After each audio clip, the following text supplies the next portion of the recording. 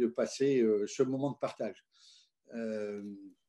Donc, ce que m'a appris ma vie de marin et que je vais partager avec vous, c'est que quand on est dans la tempête, et là on est vraiment dans une tempête, eh ben, il y a trois clés fondamentales pour rester en énergie et s'en sortir vivant. Et c'est ces trois clés que je vais vous proposer. La première, c'est s'adapter à la réalité, accepter la situation telle qu'elle est, plutôt que d'essayer de dénier le fait qu'elle est là. Donc, elle est là et il faut faire avec. Il ne faut pas arrêter de vivre, il ne faut pas fuir. Dans la marine, on dit il faut faire face. Ça s'appelle tenir la cape. La cape, c'était une petite voile qui était à l'arrière des bateaux, qui obligeait le bateau, parce que le vent tapait sur cette voile à l'arrière, elle redressait le bateau face au vent, et donc il était face aux vagues, et il les passait les unes après les autres. Et donc, il faut faire face, et surtout, ne pas croire qu'en partant mer de l'arrière, on va être sain et sauf. C'est tout l'inverse. La mer va plus vite que vous, elle va vous submerger. Et puis, il faut éviter de se mettre en travers, parce que là, c'est la mer qui gagne. Donc, il faut faire face et y aller très tranquillement. Donc, s'adapter. Ensuite, la deuxième chose, c'est apaiser. Apaiser parce que c'est normal, hein, les gens ont peur de plein de choses. Tout est déréglé, tout est désorganisé, donc il faut rassurer les gens, pas en leur racontant n'importe quoi, mais en les aidant à se concentrer sur ce qui permet de rester en vie, c'est-à-dire qu'est-ce que je peux faire ici et maintenant, et pour ne pas laisser mon esprit gamberger et se remplir de terreur. Et puis la troisième clé que je vous proposerai, c'est rassembler. C'est surtout être convaincu que la meilleure façon d'en sortir vivant, c'est de trouver tout ce que chacun des membres de l'équipe peut apporter à un moment, parce que forcément, chacun d'entre nous, chacune d'entre nous, à un moment ou à un autre, sera un peu plus faible. Et donc, s'il ne peut pas compter sur les autres, eh ben, c'est foutu. Et donc, il faut vraiment faire confiance au fait que quand certains iront moins bien, d'autres iront bien, et ça va faire la pérennité de l'équipe. Voilà, donc trois clés que je vais vous proposer, s'adapter, rassurer et rassembler. On va commencer par la première, et puis je repasserai la main comme c'est prévu pour que vous travailliez en groupe. S'adapter, c'est quoi? Ben, c'est accepter qu'aujourd'hui, nous sommes en guerre. Quand ce mot a été prononcé par Emmanuel Macron au mois de mars dernier, certains l'ont trouvé complètement exagéré, c'était n'importe quoi. Alors évidemment, comme je suis un ancien militaire, j'avais plein de gens qui m'ont contacté en disant « Et toi, Olivier, est-ce que tu penses que c'est sérieux de parler de guerre face à cette situation ?» Et je dis « Oui, c'est très sérieux. » Et je vais te dire pourquoi. Quand on enseigne la guerre dans les écoles de guerre, on dit qu'il y a trois grandes caractéristiques qui font que la guerre est là. La première, alors on appelle ça les 3 D. D comme la lettre Denise, Didier, Delta, Domino. Le premier D, c'est le déferlement. Le déferlement d'un ennemi qui s'infiltre partout, fait des morts et arrive à bousculer toutes les frontières. Et ben, la Covid-19, aujourd'hui, elle est dans le monde entier. Elle a déjà contaminé beaucoup, des millions et des millions d'individus. Elle en a tué plus d'1,5 million déjà. Et rien qu'en France, encore hier, c'était plus de 400 morts. On fait tout un pataquès autour de 3 ou 4 personnes sauvagement assassinées dans une église par un fou, un terroriste, voilà. On ne parle pas, on n'arrive pas, et on a raison de le faire, hein, ne me faites pas dire ce que je ne dis pas, mais on donne un retentissement à cette information qui est sans mesure par rapport au fait que 400 morts chaque jour, ça passe presque comme si, voilà, c'était pas grand-chose. Donc ça doit nous amener à réfléchir au fait que chaque vie humaine qui s'en va, c'est un échec. Alors la mort fait partie de la vie, hein, mais il n'y a pas de raison de penser qu'il y a des morts différentes d'autres. Chaque mort, c'est quelqu'un qui s'en va. Et donc, le déferlement de l'ennemi qui fait des morts, ces morts peuvent être plus terrifiantes que d'autres, mais il n'empêche, à l'arrivée, ce sont des gens qui sont morts. Le deuxième D, c'est le dérèglement. Dérèglement de toutes nos organisations. Et ça, c'était jamais arrivé à ce point-là dans notre humanité. Personne n'aurait imaginé qu'on demanderait à plus d'un tiers de l'humanité d'être enfermée chez elle pendant 2 ou 3 mois. Même pendant les plus grands conflits mondiaux, on n'avait pas atteint ce niveau de dérèglement de nos organisations. La vie continuait, vous regarderez les films qui nous racontent ça, Les Heures sombres, un très bon film qui montre comment Churchill, au cœur des combats à Londres, arrive à garder une vie. Moi qui me suis retrouvé dans des situations de guerre terrifiantes au Liban, et ben à Beyrouth, alors que la ville était entièrement détruite, qu'on était dans des ruines, qu'on sortait nos camarades de sous les décombres après les attentats du Hezbollah, et ben malgré tout, on continuait à aller au marché chez le Chip Chandler pour pouvoir acheter des légumes. Et il y avait même des gens qui faisaient du ski sur la montagne du Chouf et d'autres qui étaient en boîte de nuit dans Beyrouth. Donc la vie continuait. Là, c'est la première fois qu'il y a eu à ce point-là un arrêt sur image. Et il y a d'ailleurs des images saisissantes. Le pape Jean-Paul II tout seul sur la place Saint-Pierre à Rome sous la pluie, la place étant vide, alors qu'elle est d'habitude noire de monde, les Champs-Élysées vides et tant d'autres images qui nous ont marqués. Donc le dérèglement, et ce dérèglement, il est vraiment très fort dans le cas actuel. Et puis le troisième D qui caractérise la guerre, c'est la divergence. La divergence des regards, des opinions, de la façon de comprendre la situation. Cette divergence, c'est les combats entre experts. Alors ça vaut les débats entre Didier Raoult et ses confrères et consoeurs, mais aussi les façons différentes qu'ont les gouvernements de faire face à cette pandémie. Ceux qui disent c'est pas grave, l'immunité viendra collectivement et on n'est pas à 400 000 morts près. Enfin bref, il y a toutes les opinions, mais il y a aussi tous les intérêts. Et comme dans toute guerre, on voit les marchés noirs se développer et on a vu des gens vendre très cher des masques, des blouses, des gants, des respirateurs. Le marché noir s'est installé. Et donc, divergence des intérêts et des regards.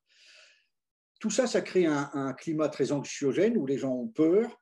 Ils ont peur à la fois de la mort, mais aussi des autres. Bref, c'est assez effrayant. Et donc, soumis à cette pression, eh ben, les gens sont des boules d'émotions, capables du pire comme du meilleur. Ils peuvent partir complètement en sucette, si vous me permettez l'expression, terrifiés, et ils vont acheter du PQ et des pâtes pour au moins 6 mois, tellement ils ont peur d'en manquer. D'autres, à l'inverse, seront hyper solidaires et vont, avec une générosité incroyable, porter du soutien à l'autre. Donc, il y a tout, et c'est beaucoup d'émotions. Et donc, face à ça, il faut vraiment rester très calme, ne pas croire qu'on a des plans pour régler les affaires. Les plans, c'est bien en temps de paix. Le seul intérêt des plans, c'est que ça permet de se poser des questions et d'imaginer des réponses. Mais l'histoire nous montre que jamais les réponses qu'on a proposées ne se mettent en place comme on l'avait imaginé. Et donc la seule façon, c'est vraiment comme on le fait quand on est dans une tempête en mer, naviguer à vue, ici et maintenant. On tire des bords, on reste face aux vagues, on regarde tout ce qui se passe et on s'adapte. Et on fait au mieux, ici et maintenant, avec ce qu'on a pour rester vivant.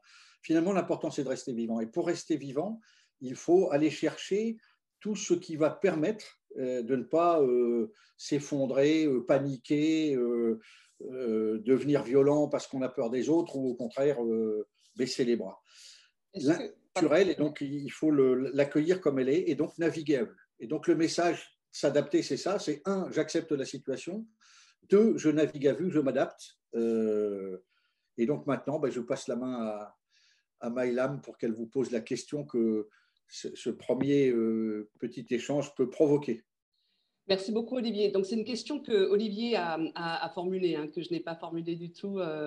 Donc, c'est Olivier qui nous la formule, qui nous permet donc du coup de réfléchir ensemble. On va se mettre en sous-groupe. Je vous écris la question dans le chat. Vous la retrouverez dans vos sous-groupes. Olivier, donc vous aurez, je pense, la possibilité d'être dans un sous-groupe également. Voilà, donc ça peut être intéressant d'être dans un sous-groupe. Avec plaisir. Tout le monde a la question, c'est bon? Et on se retrouve dans 12 minutes. Quand on tire des bords, comment valider qu'on ne s'éloigne pas trop de la direction? But envisagé tout de même. Est-ce que c'est une question pour Olivier? Oui, c'est plutôt une question pour Olivier, dans cette idée, effectivement, qu'il y a des moments où il faut s'éloigner du cap voulu, mais jusqu'où est-ce fait c'est OK de s'éloigner? Comment le savoir? Comment le savoir? C'est pas l'équilibre. Ah, alors attendez, il y a votre micro qui est fermé, Olivier. Hop. Merci. Ah, voilà, ça y est. Oui, c'est une question permanente en fait. Est-ce que je ne suis pas en train de trop m'éloigner au risque de ne plus pouvoir atteindre l'objectif à temps voulu? Et donc, c'est une gestion du temps, c'est de la distance, de plein de paramètres. Chez les marins, on dit quand il fait beau, prends tous les risques. Va vite, beaucoup plus vite que nécessaire. Tout le temps que tu auras gagné sur le temps te sera précieux dans la tempête. Et donc, il m'est arrivé de naviguer avec parfois 3 à 4 jours d'avance sur ce qu'on appelle le PIM chez les marins, le Previous Intent Movement, le rythme. Voilà. Si on y allait en se disant, ben, j'ai tant de route à faire et donc je fais du 100 km/h de moyenne et donc ça me prend tant d'heures, eh ben, il ne faut pas rouler à 100, il faut rouler à 150 pour être sûr que si dans la tempête on ne pourra plus rouler qu'à 50, on sera quand même à l'heure. Donc c'est une gestion très fine du temps. Des distances. Il faut garder ça en tête en permanence. Et donc, il faut avoir cette espèce de culture. Je dois avoir beaucoup d'avance quand ça va bien. Si on rapporte ça à l'entreprise, quand l'entreprise va bien, c'est là qu'il faut aller chercher les nouveaux territoires de conquête. C'est là qu'il faut oser tester, apprendre, se mettre en danger éventuellement. Quand il fait mauvais temps, il est trop tard. Et quand il faut mauvais temps, il faut se concentrer sur la sécurité et rien d'autre. Ça nous donne, il y a des questions qui vont nous donner aussi une transition sur la deuxième partie, Olivier, qui est vraiment cette question de la mesure et comment est-ce qu'on rassure le collectif. Le premier, c'est on fait face à la réalité, on s'adapte. Et le deuxième, donc comment est-ce qu'on rassure? On se base sur quoi pour se rassurer? Alors, là encore, ça rend humble. Hein. Je ne pense pas que j'ai des recettes miracles pour rassurer les gens, parce que quand les gens sont vraiment dans la panique, c'est difficile de les ramener à la raison. Ce que j'ai appris à force de me retrouver dans des situations très tendues comme ça, où les gens partaient vraiment en vrille sous l'effet de l'inquiétude, de la peur, de tout ce qu'on veut, c'est qu'à ce moment-là, il faut vraiment, ne pas soi-même rajouter du stress, de l'inquiétude en disant ça va mal, au secours, il faut faire vite, il faut faire ça tout de suite, on est mal, on est mal, on est mal patron, comme dit la...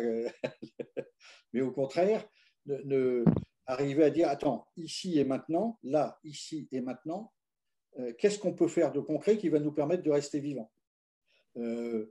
Comment on concentre nos esprits pour ne pas risquer de les laisser dériver vers des inquiétudes inutiles qui sont se poser plein de questions, et si ça arrive, mais est-ce qu'on a tout bien fait, mais qui est coupable, qui est responsable? Je dis souvent que sur du négatif, on bâtit du négatif, on crée du négatif. Et donc, il ne s'agit pas d'être un ravi de la crèche naïf qui ne voit pas les dangers. Il s'agit simplement de se dire, OK, le danger, il est là, mais ce n'est pas en paniquant qu'on va s'en sortir. Et donc, qu'est-ce qu'on a ici et maintenant qui nous permet de garder la main sur un certain nombre de choses qui vont nous permettre de garder, voilà, de ne pas être submergés par la tempête.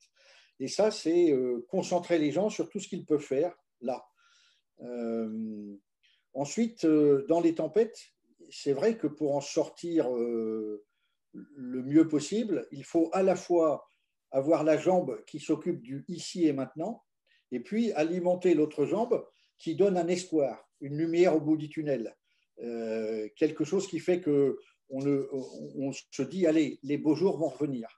Et donc, il faut jouer pour rassurer d'une certaine façon, il faut à la fois ramener les gens à ce qui est possible ici et maintenant, et les faire travailler sur ça parce que ça concentre leur esprit et ça leur évite de partir dans plein d'interrogations anxiogènes.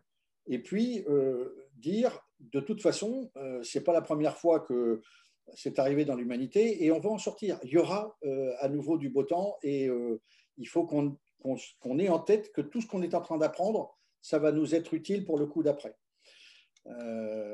Et donc, ça, c'est vraiment, je crois, quelque chose d'important. Et on retrouve mon goût de l'équilibre, c'est-à-dire qu'il faut à la fois concentrer ici et laisser l'esprit s'évader, mais vers des choses positives, pas vers des choses négatives. Voilà.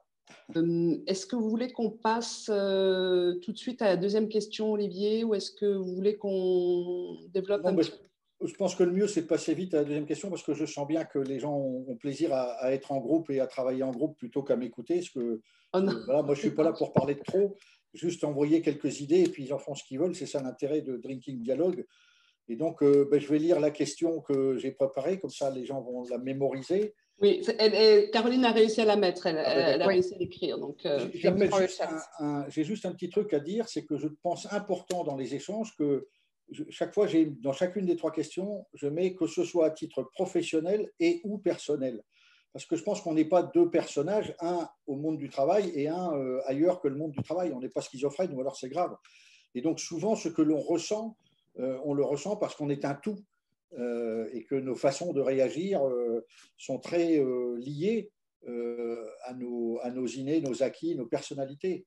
Je dis tous, comme ça donnera envie aux gens d'aller regarder, on est tous des kintsugi. Et comme tous les kintsugi, on est des fêlés réparés. Et c'est beau un kintsugi, K-I-N-T-S-U-G-I. Voilà la question. C'est toujours intéressant de regarder les autres, même si comparaison n'est pas raison. Et en même temps, plus on partage, plus on accepte de regarder et de se laisser potentiellement émerveiller ou agacer. Ça marche dans les deux sens par ce que fait l'autre. Plus on est en... C'est le théologien jésuite Teilhard de Chardin qui dit tu es en vie quand tu es en questionnement et en mouvement.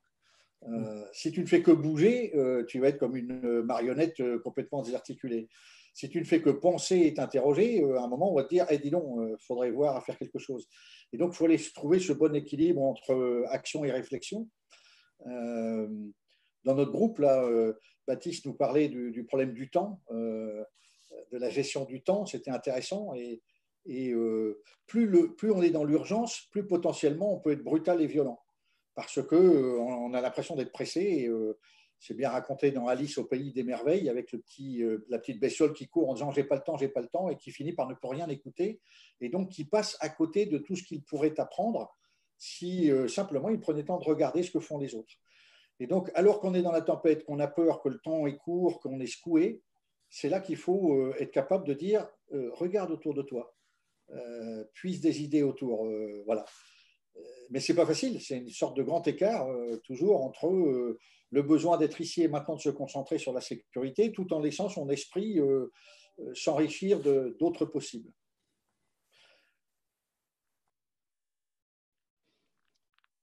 Alors, Maïlam nous a écrit comment on apprend à rassurer par des modèles, mais ce serait bien d'enseigner cela à l'école dès le plus jeune âge. Ne pas paniquer, ne pas chercher de coupable, donner espoir. Alors moi, j'ai toujours peur d'apprendre par des modèles. Je fuis les modèles parce que je suis un marin et j'aime bien être libre et donc naviguer en fonction du vent, de la marée. Donc on a du mal. Et pourtant, j'ai été militaire pendant 38 ans, mais pendant ma vie de militaire, j'ai été très libre. D'ailleurs, ma vie de militaire m'amène à être acteur dans un James Bond, à avoir négocié des plans internationaux avec Nelson Mandela, à avoir passé une semaine avec Sœur Teresa. Enfin, ma vie de marin, elle m'a fait faire des trucs extraordinaires. J'ai toujours été libre parce que je ne me suis jamais enfermé. Autant il y a besoin de règles et plus il y a de l'insécurité, plus il faut que ces règles soient très claires, mais les règles n'ont d'utilité que parce qu'elles permettent d'agir ensemble en sécurité.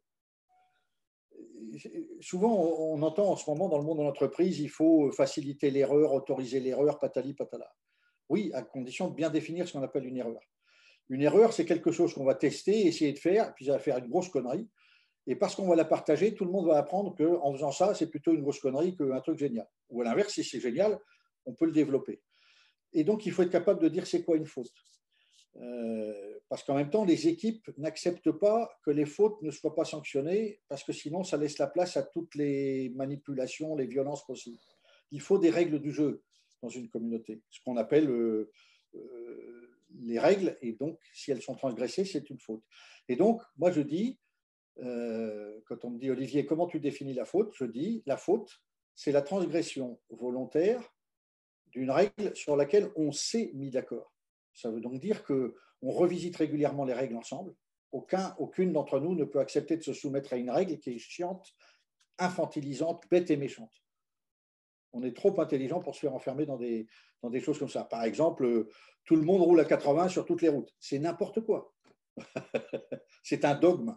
C'est pas, Par contre, ne pas respecter une route à 30 km/h parce qu'il y a une sortie d'école, ça, c'est une faute inacceptable. Parce qu'il y a bien écrit 30 et on sait pourquoi c'est marqué 30. C'est parce qu'il y a des enfants qui peuvent traverser la route à tout instant. La règle a du sens. Et si elle a du sens, elle est respectée dans 99,9% des cas. Il y aura toujours quelqu'un qui étonnamment la transgressera et à ce moment-là, il faut sanctionner ça. Parce que sinon, la règle n'a plus de valeur. Et vous voyez, comme c'est intéressant quand on pose ces sujets-là, c'est que plus on va avoir le courage à la fois de fixer des règles du vivre ensemble, tout en gardant la possibilité d'apprendre de choses qu'on va tester et partager. On a bien toujours ce goût de l'équilibre qui est le mien. Rassurer, ce n'est pas simplement enfermer les gens avec des belles paroles, un peu comme le serpent K dans le livre de la jungle, ouh, dors en paix, je te raconte n'importe quoi, et puis voilà. Non, non, c'est comment ensemble, en regardant la réalité, à la fois on trouve les règles de sécurité pour rester vivant, et puis on alimente le rêve qui va nous permettre de repartir dans les meilleures conditions après la tempête. Et c'est tout cet équilibre-là. Donc voilà, moi je pense que vraiment, il faut se garder des modèles, Maïlan, parce que les modèles, c'est terrifiant. Ça peut conduire à des dictatures, ça peut conduire à des dogmes effrayants qui font que dans certaines communautés, au nom de tels dogmes, il n'y a plus beaucoup de liberté. C'est un équilibre difficile à trouver.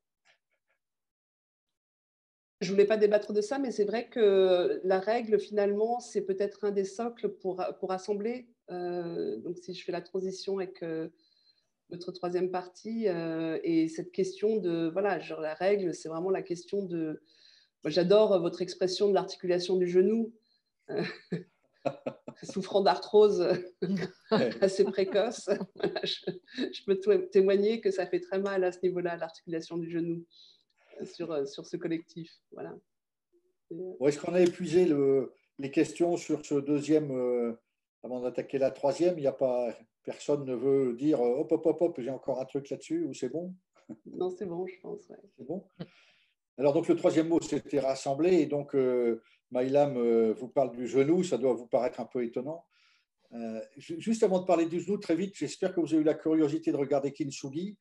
Le Kintsugi, c'est cet objet en porcelaine qui tombe, un bol, une assiette, un vase, un mug. Il se casse en 1000 morceaux, comme partout ailleurs. Mais au Japon, on ramasse tous les morceaux, on les amène chez un artisan d'art qui s'appelle un maître Kintsugi. Il va recoller tous les morceaux les uns entre les autres. Quand il manquera un petit morceau, il fera un petit amalgame. Et les morceaux, la colle entre les morceaux, il y met de la poudre d'or. Et ça donne un très bel objet. Et je me souviens d'un échange avec Jacques Chirac, à qui justement on avait offert un kintsugi, qui nous demandait alors ça vous fait penser à quoi? Et je me souviens d'avoir répondu, beaucoup avaient cru à ce moment-là que j'avais bu trop de Corona. J'ai l'impression de me voir dans un miroir. Il éclate de rire, il me dit expliquez-moi. Et je lui avais dit on est tous le résultat de nos fêlures. Aussi longtemps qu'on vit avec des fêlures. Cette parole incendiaire d'un grand-père ou d'un père ou d'une mère ou d'un frère ou d'un ami qui te dit un jour tu m'as toujours fait chier. Ah bon. Et on n'arrive pas parce qu'on aime cette personne-là, on a du mal à faire la paix avec cette question-là. Et ça prend du temps parfois.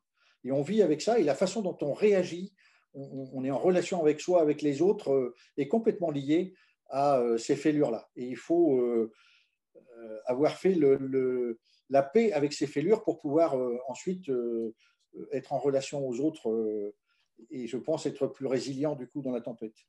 Mahatma Gandhi a une jolie formule, il dit personne ne peut me blesser sans ma permission. Personne ne peut me blesser sans ma permission.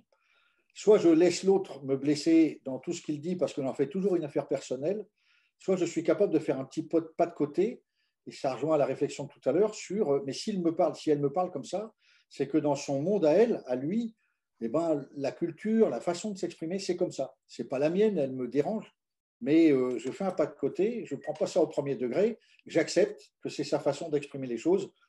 De façon très populaire, on dit « chacun voit midi à sa porte ». Et donc, rassembler, c'est commencer par accepter que les réactions ne seront pas les mêmes, les gens n'auront pas les mêmes types de réactions, que tout être humain, tout être vivant d'ailleurs, hein, que ce soit un animal, un végétal ou un humain, ça vit dans un écosystème, en relation avec d'autres, et que ces relations avec les autres expliquent beaucoup de choses. On parlait des coutumes, des rituels, du passé individuel, etc. Enfin, bien des gens ont travaillé là-dessus. Et donc, parce qu'on est dans cet écosystème, on a une façon d'interagir avec les autres, de réagir. On appelle ça une culture, on appelle ça tout ce qu'on veut. Et du coup, il faut faire un sacré effort pour, comme je l'ai été, comme j'ai eu la chance de l'être, quand on est nomade, qu'on va de territoire en territoire, de port en port, comme dit la chanson, eh bien, chaque fois qu'on arrive dans un port, on découvre des gens complètement différents de nous, qui ne parlent pas la même langue, qui n'ont pas la même religion, qui n'écoutent pas la même musique, qui ne bouffent pas la même cuisine.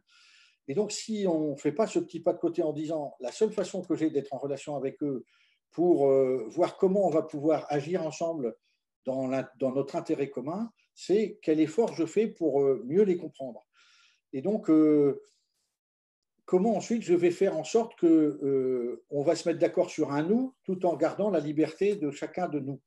Parce que l'idéal, c'est de regarder dans une même direction, mais avec chacun qui amène sa façon de regarder qui va enrichir la vision commune.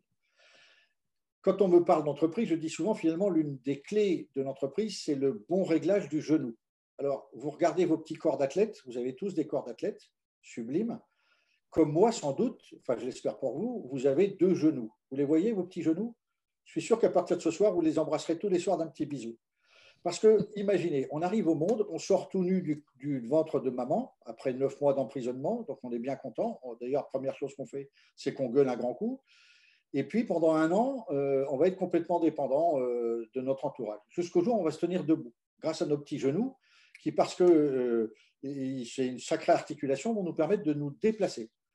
D'ailleurs, les jeunes parents savent qu'une fois que ça commence à marcher, c'est le début de la panique, hein, parce que ça court partout. Et de 1 à 90 ans, on est libre grâce à nos genoux. Parce qu'avec avec eux, on peut surfer, danser, monter des escaliers, sauter des haies, enfin, on peut faire plein de choses. Merci les genoux. Et puis, quand vient 90 ans, plus tôt ou plus tard, selon, les genoux ne marchent plus, il faut à nouveau une poussette, un déambulateur, et on est à nouveau dépendant. Entre les deux, on est libre grâce à nos genoux. N'oubliez jamais ça. Dans l'entreprise, genoux s'écrit JE d'un côté, NOUS de l'autre. Plus vous aurez des jeux talentueux, des gens qui ont des idées géniales, qui ont des personnalités fortes, des caractères, plus pour les faire travailler ensemble, il faudra surtout ne pas les étouffer, mais en même temps, surtout ne pas les rendre insupportablement égotiques. Des TPMG, tout pour ma gueule. Si vous avez des TPMG, vous êtes mal barré. Hein. Il faut vite aller chercher un Didier Deschamps qui va mettre tous les TPMG type Neymar sur le terrain en disant la seule façon de gagner, c'est que vous appreniez à vous passer le ballon et à jouer ensemble. Ça, c'est le nous. Le nous, c'est qui vont-nous être dans 3 ans, comment on y va ensemble, qu'est-ce qui nous guide, quelles sont les valeurs et comment on s'assure que chacune d'entre nous apporte à cette vision quelque chose qui est utile au tout. Et ça fait les belles aventures. Nous. Le nous imposé, chiant, avec des règles infantilisantes, dans l'histoire, on appelait ça le communisme. Le jeu insupportable TPMG, dans l'histoire, on appelle ça l'hyperlibéralisme. Eh bien, le rendez-vous entre les deux, c'est comment je mets des gens talentueux, je les mobilise autour d'un nous qui va permettre de construire une belle histoire et de la réaliser ensemble, où chacun, à son tour, apportera sa petite part de talent et ça fera le succès global. Voilà, le genou qui permet de rassembler autour d'un nous sans étouffer les jeux. Et donc, je laisse maintenant à Mylam le soin de vous poser la 3e question. Enfin non, c'est Caroline qui, à son habitude, va la mettre en ligne avant de nous virer. Puis, pour conclure, moi aussi, je nous souhaite de continuer à créer des espaces où on peut garder le lien et se connecter. C'est très important pour se rassembler dans la période actuelle. Donc, je ne sais pas, Olivier, si vous voulez nous souhaiter à tous quelque chose. Surtout, n'ayez pas peur d'être heureux. Ah, ça c'est... Merci beaucoup à tous. Merci Olivier, merci infiniment de ton amitié. Enfin, pardon, je vous. Oui, c'est bon, Maïlane, tu peux me tutoyer maintenant. Ça a commencé, donc ça y est, c'est bon. Ça, on peut... Ça, c'est le succès. Alors, vous êtes tous témoins, c'est le succès de cette journée. Enfin, elle arrête de me regarder comme un vieux à qui on doit dire vous. Je suis très fier. Bravo. Bravo. C'est le succès de la journée. Très bien. Donc, voilà. Merci. Au revoir. Merci beaucoup. Merci. Au revoir. Merci à tous. Au revoir. Merci vraiment. C'était super. Au revoir. Merci. Au revoir à tous. Au revoir, Au revoir. à tous.